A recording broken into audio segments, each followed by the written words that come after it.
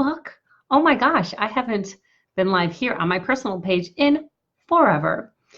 And just real quick note, I usually go live on my business page. So if you're wanting some more live video, check me out over there. But today it's an extra special treat because I'm here live on my personal page, ready to give you guys a little free training, give you guys a little bit of value as to how you can like finally squash fear and get it out of your life for real. So, okay, before I really dive in, let me just check my phone here because usually that's where I can get better updates. And I can share this video. So if you're just joining, say hello. Looks like we already have a handful of people out there. Say hello. Let me know you're there while I share this quickly. Let's see. Where am I going to share this? I'm going to share this on my business page too. Hi, who's there? I can't see your comments. Ooh, I see a comment. Oh, you're there. Oh, now I'm watching myself live. Don't want to do that. All right, for some reason, I'm not seeing my comments on my actual page. Why would I not see that? Why would I not see that? Hold on, bear with me. Bear with me. Why would I not see that? All right, I don't know. I have no idea. So let me check if I can pull it up on my other page. There we are. Okay, see, isn't that so weird that I can see them on my other screen here? So apologize if I'm looking over here, but it's because I can see your comments over here. Can't see them right here. Hi, Catherine. Hi, Cece. Hi, Janice. Yay. All right, so let's, hold on. Again, give me a second. Let me just share this. Again, if you're, oh, now I can see them. I can see them now on my page. See, you just got to wait for technology to catch up with you sometimes. All right. I'm just sharing this. Here's it's kind of an annoying thing to do, but it's kind of my tip that I would share. Is anytime you go live, just share it everywhere. The more people you can get in front of, the more people that you can share your brilliance with, the better. So just take a few seconds and share when you go live. There we go. All right. So let me share one more spot. One more spot. There we go. Awesome. Hey, all right. So I see a bunch of you. Hey, Alton. Hey, Johanna. Hey, Suzanne. Great to have you guys on. So excited. Okay. So here's what I want to talk to you guys about today, because this is something that is just constantly coming up for my clients, for my friends, for myself. It's just life, right? It's life. Here's what happens is if you are anything like me, anything like my clients, I'm sure you are since we're connected, that you have a goal. You have a goal, you have a dream, you pursue things. You're not just a walking zombie, the Walking Dead, but actually you have dreams and goals, and you pursue them, and you have a vision. You have a vision of creating something bigger and better. That's a greater, fuller expression of your purpose, of who you are. Yes, yes, yes. Beautiful. Awesome. Right? That's fun to envision that. It's fun to, do our vision boards. It's fun to kind of write out our goals. And then what happens? What happens? This is interactive. Then what happens? The voice says, ooh, that's going to be hard work. Are you sure you can do that? You've never done that before. That's going to require a lot of effort, a lot of work. And maybe you've even tried that in the past and you failed and you look like a fool. You made a fool of yourself. Or who do you think you are? Are you joking? Are you kidding? You really think that you can create that? You really think that you can do that? Well, that's funny. Or whatever the voice says, right? Whatever the voice says. I'm not good enough. This is too scary. I can't afford that. I'm too young. I'm too old. whatever, right? Whatever the limiting belief is, whatever the voice is that says you can't do it, it's too hard, it's never going to work, it's a waste of time, it's a waste of money, you're not smart enough, whatever that voice is, right? What do we do then next? And I think most coaches, trainers, gurus, what are they telling you to do? Most of them are telling you to just think positive, snap out of it, and go do the thing, right? Shut up and do it. Just do it, right? And at some level, that makes sense, right? At some level, it's like, well, yeah, just go do it already. Like, that's all just BS. That's not true, that you can't do it, that you're not smart enough, good enough, whatever. That's totally a lie. So just go do it. And that makes logical sense. Totally makes logical sense to just go do it. However, if we kind of peel back the layers and we look at, okay, what's really going on when that happens, when we're really just kind of forcing ourselves to think positive, we're forcing ourselves to just do it, we're forcing ourselves to just like pull ourselves up by our bootstraps and just go and do the darn thing already. Usually what's happening is we are totally dismissing the feeling of whatever the feeling is, the feeling of fear, the feeling, and that fear, it's fear, right? It's totally fear, but it might be fear of embarrassment. It might be fear of failure and then embarrassment, fear of rejection, fear of, just many people have that imposter syndrome and they're like, oh my gosh, what if people actually find out, like, I don't know what I'm doing? Whatever the fear is. And normally we just dismiss it, ignore it, step up and go do the darn thing already. And we force ourselves to just bypass that feeling, squash it, stuff it down, get it out of there, and just go do the thing. Now, again, I think at some level, hey, I see a bunch of you jumping on. Hey, Mona. Hey, Jackie. Hey, Fairborn. Hey, Angela. Thanks for joining. So normally, we just pull ourselves up by our bootstraps. We force ourselves into action. We force ourselves to just kind of stuff down and ignore and dismiss whatever that feeling is, the fear of, again, failure, fear of just embarrassment, disappointment, being let down, fear of rejection, fear of upsetting somebody, right? Of looking a certain way to somebody else, whatever that fear is, but we dismiss that feeling and just go straight to the action. And again, I'm all for action. I'm all for getting it done, taking action. But this is the part where when we bypass the emotion, we bypass what the fear, what's really being stirred up, whatever that fear feeling that's being stirred up, and we bypass it and we don't address it, we don't allow ourselves to feel it. We haven't done anything with it. We've kind of like thrown a blanket over it for a hot second, and it's just going to come back. Do you see? It's just going to come back. You haven't done anything to get over that feeling other than just buy yourself maybe a little bit of time before it rears its ugly head once again. And, I think so many times, and I've done this myself. I've done this myself too, where it's just like, okay, come on. Think positive. Okay, you can do this. Go do it. Come on. Stop. Get out of there. Negative thoughts. Get out of there. Fear. Okay, step up. Let's do it. How many of you have done this? Jackie is saying, wow, so true. Yes. Who else? Who else is in this space? And again, I've done this for years. I'm probably guilty as a coach of doing the same with my clients, of just wanting to help, snap them into action. And I would say at some level, the good news is then they get into action.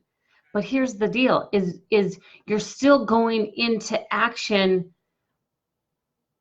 with the fear, with the feeling of, I'm afraid of rejection, afraid of embarrassment, afraid of letting somebody down, afraid of being exposed, afraid of what people will think.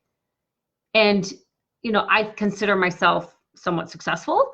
I've been successful in my coaching business. I'll say somewhat. I've been very successful in my coaching business, helped thousands and thousands of people all over the world. But for years carried with me this fear of what will people think of me, this fear of not wanting to let certain people down, of wanting certain people's approval, this fear of being rejected. And so even though I was still going through the motions and I was crossing T's, dotting I's and getting clients and getting on stages and getting in front of people, I still was carrying with me this heavy feeling and therefore never was truly free, if that makes sense. I was never truly free to be me. I was never truly free to speak my message freely because I was always thought, well, what are they going to think? Are they going to like it? Will they approve? Is it good enough? And it's like, okay, just shut up, just go do it. Just go do it. And again, and I did it. But that fear, I still carried it with me day in and day out. And so that is the true transformation that now I have, as well as what I teach my clients to do, is what if we didn't have to keep carrying that fear with us? What if we could actually rid ourselves of that fear of what so-and-so is going to think, of rejection, the fear of disappointment, embarrassment, being exposed? What if we didn't have to carry that around with us and we were taking the action and we were getting the results and the success? Like that's what I want. That's what the vision, that was the intention for me, was how do I have both? How do I have both in the sense of freedom, true freedom, inner peace and freedom, alignment with my true self, and the success, right? And the achievement and the success. So that's been the intention. And that's been the work that I've done on myself as well as with my clients. So here's kind of what it looks like. Instead, hey, I see a bunch of you out there, you jumping on. Hey, Sarah. Hey, Rob. Hey, Nina. So here now, instead of having the fear pop up, okay, fear of rejection. Oh, what are they going to think? What is this going to look like? Oh gosh, I hope this, I hope I don't look like a fool doing this. Whatever that fear is. Oh, is this going to be good enough? Oh, what are they going to think? What are they going to say? Are they going to buy it? Are they going to sign up? All that worry, that doubt. Oh, so heavy. It's so energetically consuming. It's energetically heavy. So instead of just letting that energy just run the show and take action, but instead of just letting that be the energy backing my action, now instead it looks a little something like this. Upon noticing, so kind of the first step is upon noticing any resistance of any kind, resistance to put myself out there, resistance for my clients to, promote themselves or say what their price is to a potential client, whatever it is. If there's any sense of resistance, instead of just pushing through it, it's like, okay, there's something here. Now, let me just give you a quick little tip too, is that sometimes fear shows up as giving into distractions or avoidance. So, I'm just going to go fold some laundry instead of promote my program. I'm just going to go, let me just organize my desk here first before I write that email and let them know about my event. I need to organize my notes before I sit down and finish my book that I'm writing or whatever, right? So giving into distractions is totally just a fear of actually sitting down and finishing it. But there's something there, right? There's something there. So the resistance can disguise itself in other busy actions that aren't necessarily in alignment with what you're trying to build and create. So distractions, avoidance, as well as just flat out fear, like terror, like, oh my gosh, I'm so afraid to hit send on this email, or I'm so like, creating your program and you're like, this isn't good enough. This isn't good enough. This sucks. So however that feeling shows up for you, and you guys, this is, right. If there's, how does it show up for you?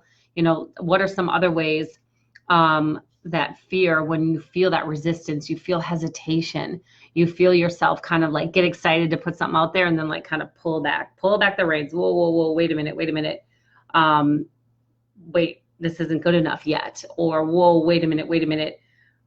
Let me redo this so that so-and-so is not offended. So again, it shows up in so many different ways all day long for many people, especially those of you who follow me who are building your businesses, your coaches, trainers, consultants, speakers, and you're building your coaching practice, especially if it's your first time or especially if you're new to entrepreneurship. This happens all day long. Can I get a thumbs up for that? Okay, so you notice, step one, notice, right? You notice, oh, interesting, totally hesitating. Huh, interesting, totally beating myself up that this isn't good enough. Who's going to buy this? This is ridiculous. This isn't good enough. So-and-so does the same thing. Why would somebody buy from me and hire me and work with me instead of them? Okay, so first is noticing the voice, which I like to call your BS, your bogus story. It's just a bogus story that this voice is saying. Okay, so first is the awareness of it. Now, again, normally we would then beat ourselves up at this point. We'd be like, what are you thinking? Just do it. What's wrong with you? Why can't you just finish the darn book? What's wrong with you? Why can't you just send the darn email? Send it already. What's wrong with you? And we start to now not only has the fear popped up, okay, we've noticed the fear has popped up. Now the voice wants to beat up that voice. What's wrong with you? Why are you so afraid? Why are you chicken shit? What's wrong with you? Right? So now this voice starts to beat up that voice. So here's where this is the opportunity to shift what your pattern is. So you notice the voice, instead of turning it into a self-beating and just kind of bullying yourself for why you're doing what you're doing or not doing what you want to be doing, instead of beating yourself up, this is where we come alongside the fear. We actually come alongside it. But here's a really, really important part of coming alongside your fear. Just like for those of you who are parents, just like if you were with one of your children, when your child is having a temper tantrum or your child is afraid of something, you don't just kind of, well, I don't, if my kid's afraid at their swimming lesson, I don't just push them into the pool and go, get in the pool, you can do it. Get in the pool, you'll learn by jumping in the pool. Now at some level, right, we'll get to the pushing them in the pool part, but we're not there yet. If you push your kid into the pool and because they're terrified, you push them off the diving board, or they just, biffed it trying to kick the winning goal at the soccer game and they biffed it, or they kicked it into the other team's goal or whatever, the last thing we want to do right at that point is kick them while they're down, right? Or push them while they're afraid. So the same goes for us. Why do we kick ourselves when we're down? Why do we push ourselves when we're terrified? And again, we're going to get to that point where we have to jump, okay? But before we jump, this is the missing step that most people skip over. They miss out on. So before we jump, before we take that leap of faith and jump into the pool, before we get back on the field and try to get the next, soccer goal, before that, this is the gap that if we spend time here, we can actually totally eliminate a fear of that thing. So let me give you so let's talk about, okay. So you notice the hesitation, you notice the fear. Oh my gosh, this email isn't good enough. This program isn't good enough. Oh, my book isn't good enough. What was I thinking? Oh, now let's spend some time with it. Let's come alongside it. Let's talk to it. Let's see what it has to say. And so just like again, the parent-child analogy is really powerful here because you want to come alongside your fear as the parent would to a child. And why that's so important, excuse me, why that's so important is because when a parent comes alongside a child who's afraid, who's terrified, who's scared, who's sad, that parent, for lack of better terms, knows better than the child, right? The parent realizes that the child is having a hard time with, failing or, not getting the soccer goal, failing the spelling bee test, terrified to jump into the pool. And so the parent knows better and isn't going to join the child in their story, if you will. Okay. So when you come alongside your fear and you sit with it, you're not going to, kind of how they say misery loves company, and you're going to like join in on the misery and join in on the fear. No, you're going to come alongside it like a parent would to a child. And so you come alongside it and it may sound something like, what is going on here? And so you're talking to yourself, right? You're coming alongside yourself and you're saying, what is going on here? What's this all about? What is this hesitation? I can totally feel like my blood pressure rising. I can totally feel my nerves like, oh gosh, like what is this all about? And then you listen. What is it? I'll answer the question. What is it all about? Oh my gosh, what are my parents going to think? Oh my gosh, what is my former boss going to think? Oh my God, what are my friends going to think? Oh my God, okay, what is this all about? Oh, I'm just, the team is counting on me. I'm afraid to let everybody down. My family's counting on me. They're counting on me to make this money. And I'm terrified of letting my family down. I'm terrified of looking like a fool. I'm terrified of investing in this thing when I don't know if I can do it. Because last time I tried to do it, I couldn't do it. And so now I'm trying to do it again. And who am I to think I can do this? What else is happening? What else is going on?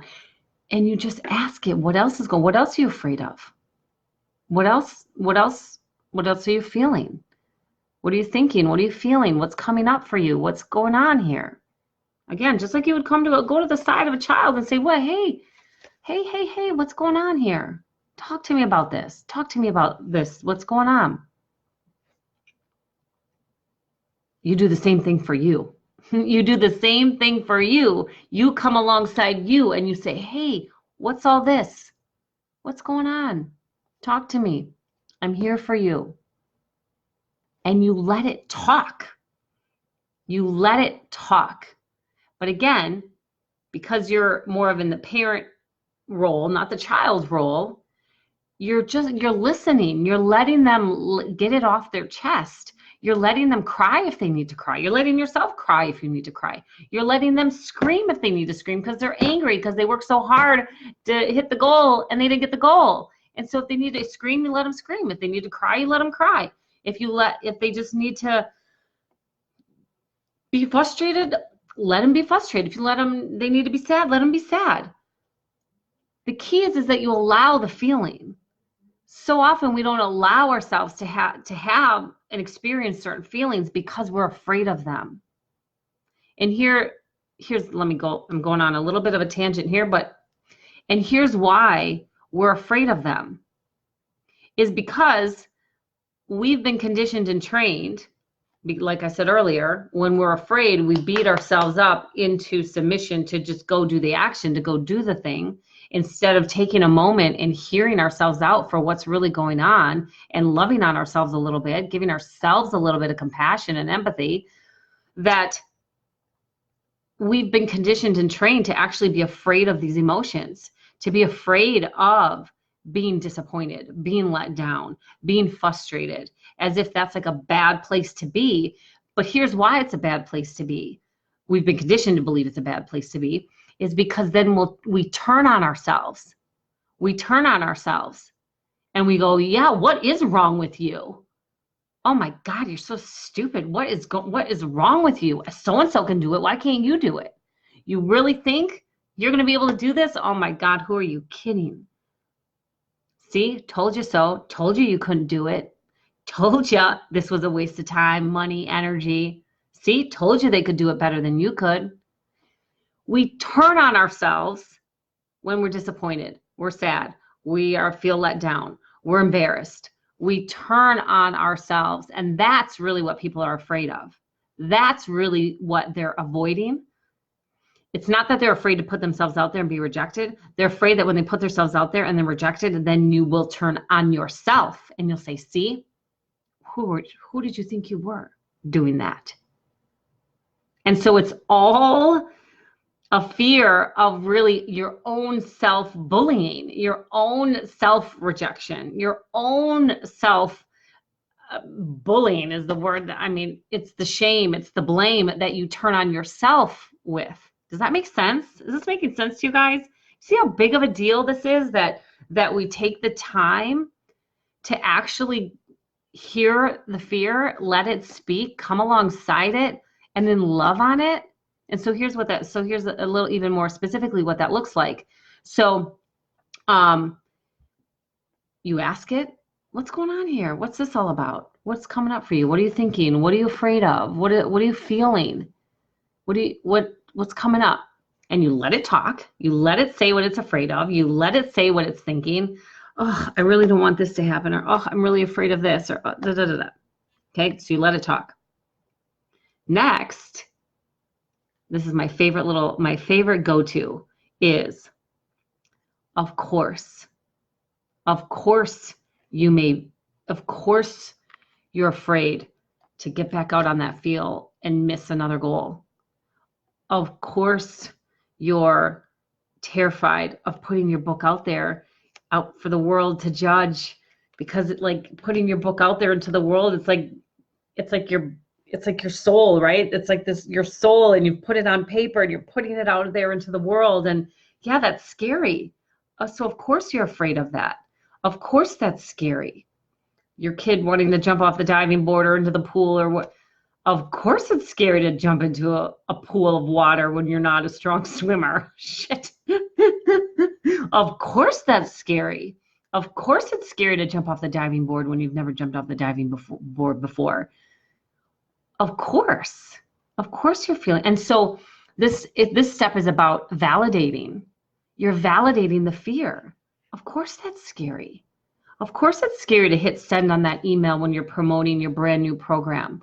Of course it's scary to raise your prices when you've never charged that before. Yeah, that's scary. And so you see, you're actually validating the fear that it's legit. It's legit, people, to put yourself out there to the world, to be exposed, to be judged, to be rejected. Yeah, that's scary. Can we just agree that that's scary? Can we agree that's a big deal? And to not be afraid is actually abnormal, right? The norm is most people, especially their first time, especially right in the beginning, to put yourself out there. That's scary. Yeah, it's scary. So this is what I call this phase of coming alongside the fear, talking to it, letting it speak, validating it. This is what I would call a love rant. I call this a love rant. And you're just ranting on your fear with some love. And you're like, of course that's scary. I hear you. I understand. Yes, it's scary to do X, Y, Z. Yeah, you're right. Scary. And so this is what I call love rant. But then we don't stay there. This is where now we normally maybe even jump to this part. Next, so we say, of course you're afraid. Of course that's scary. I hear you. I was scared too the first time I did that. But then we go to the truth. So the transition is then, and the truth is, so of course it's scary to get out on that field and try to get another soccer goal in your goal instead of your opponent's goal. Of course that's scary. And the truth is, okay, so now we're transitioning to the truth. And the truth is, the only way for you to get to be an even stronger soccer player is to get back out on that field and show that team what you're made of, to show them all that hard work, show them how it's all paid off, show yourself how it's paid off. The only way to get better is to get out on that field. And sometimes you're going to get knocked down. Sometimes you're going to score for in the wrong goal. Sometimes you're going to miss the goal. And the truth is, you will get better and better and stronger the more you're out on that field. Okay. Of course, it's scary to hit send on that email to promote your program with your new prices and your new rates. Of course, it's scary to submit that proposal to that, swanky company. Of course, that's scary. And the truth is, you can totally serve them. You're totally able and capable to serve them. Sure, it's going to be a little bit of a challenge, but guess what? You're smart. The truth is you're smart. The truth is you're resourceful. The truth is if you can't figure something out, you'll Google it. You'll ask your mentor. You'll ask your coach. You'll figure it out. You'll get the answers. There's not a shortage of answers. There's not a shortage of smart people out here in the world. You can figure this out. The truth is, you can figure this out. The truth is that if somebody wants to reject you or doesn't like your email, wants to reject your proposal, or thinks your book is crap, the truth is that there's going to be people on this planet that, they don't like your stuff. And the truth is there's people out on this planet that are going to vocally, verbally, all sorts of ways let you know they don't like your stuff. And the truth is there's going to be a gazillion people that love your stuff, that it changes their life, that you are an answer to their prayer. The truth is that you have this message inside of you that needs to get out. And the truth is that it is meant, you have been created and designed for, it is meant to be shared, not harbored and kept locked up. The truth is, of course you can build a business from this. Of course you can be profitable. There's not a single reason why you can't. The truth is you're smart enough to figure this out. So now we get into what I then call the truth rant. Okay, so we have love rant, truth rant, and this is where we just pound in the truth. What's the truth? Give me the truth. Just again, like you would tell a child, the truth is, how do you get them back on that soccer field? How do you get them back on that diving board? How do you get them back in school feeling confident?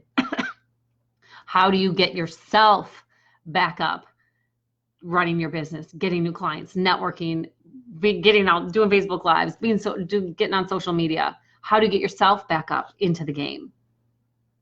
Okay, so it's that truth rant, that you're breathing belief, you're breathing truth into yourself or into somebody else, right? But in this case, it's for yourself. Then the final step is to act. We can't just be all inspired and pumped up and you're right, that is the truth. The truth is that I need to get back out on that soccer field. And the next step is then you get out on the soccer field. You hit send. You hit send on the proposal, on the email. You write the next chapter in your book. You reach out to that person you've been waiting on reaching out to. The action from your place of truth. It's action from your place of truth that's key.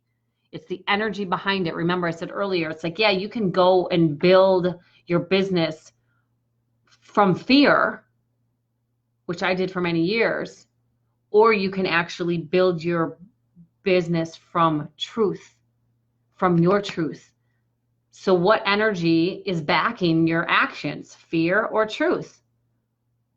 And when you operate from a place of truth, as they say, the truth will set you free, but I believe it's the truth acted upon. The truth acted upon will set you free. And that is when you will truly be free. That is when any fear can come your way. Any hesitation can come your way, and you're not afraid of it. You're not afraid of it. This is when fear no longer has a chokehold on you. It doesn't mean that you don't feel fear anymore. It just means that it doesn't have a chokehold on you anymore. So when fear comes up, look at this. And you sit down with it and you talk to it and you validate it, you tell it the truth, and then you get your butt moving in action. But now that action is from a place of truth and love and purpose and passion, not from a place of force and fear and have to or else. Do you see the difference? Can you feel the major difference in taking action from that place of fear versus from your truth, from love, from passion, purpose? How much of a difference that would make in how you show up in the world, of how you show up with your clients, how you show up on stage, how you show up in a sales conversation? Can you see how much of a difference that would make? Give me a thumbs up. Let me know that this is landing for you guys.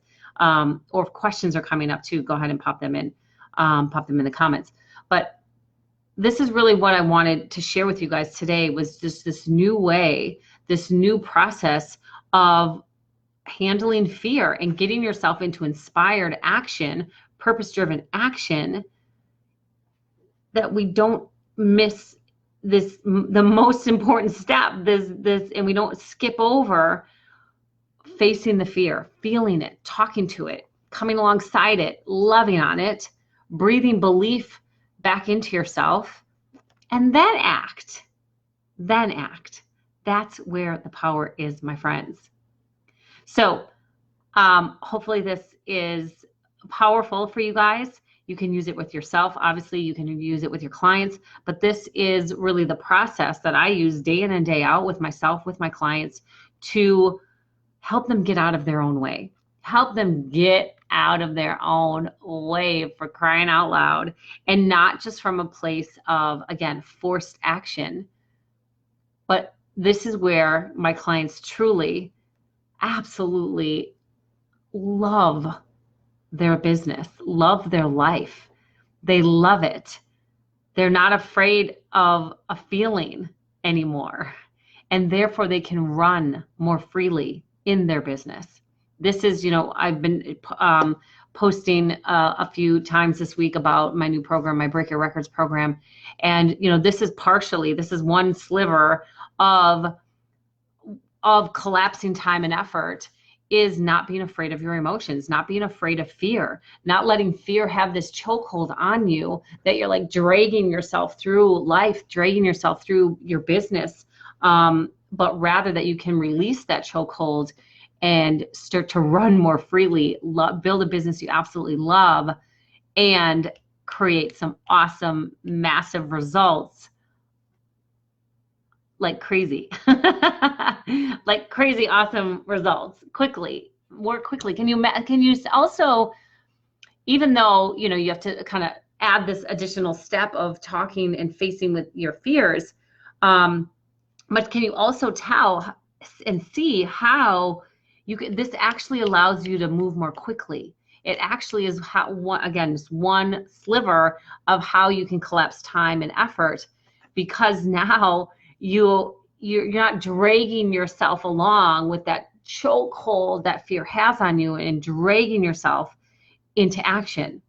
So you can actually move more quickly. And here's another thing I'll say, is the chokehold, fear, which again shows up as doubt, hesitation, resistance, avoidance, distraction. It's that fear that kills your essence. It kills your magic. It kills your intuition. It just kills it.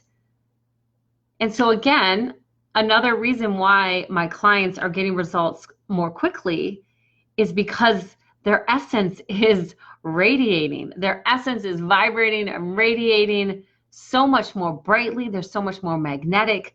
They're so much more in alignment with who they really are, that things just happen more quickly.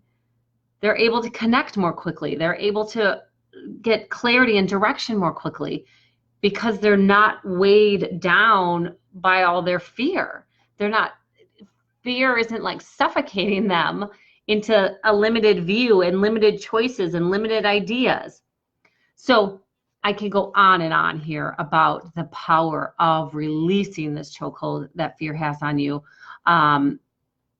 but I think you get the picture. Oh, thanks, Jackie. Thanks, Mona. Thanks for jumping on. Thanks for your comments. I appreciate all of you. So if this has been helpful, if you want to dive deeper into this practice of releasing this chokehold fear has on you, if you want to get into just the full process of really how I help my clients collapse time and effort, get some massive, awesome results. I'm going to put the link here if you want to check out my Break Your Records Inner Circle. It is by application only. So if you want to apply, I would love to see your application come through. If what I've shared with you resonates with you and you want more, go ahead and apply, and I'll get back to you with an interview. All right? Okay. I love you. Have an amazing, amazing rest of your Friday, rest of your weekend. And I'll see you guys really soon. Love ya. Bye.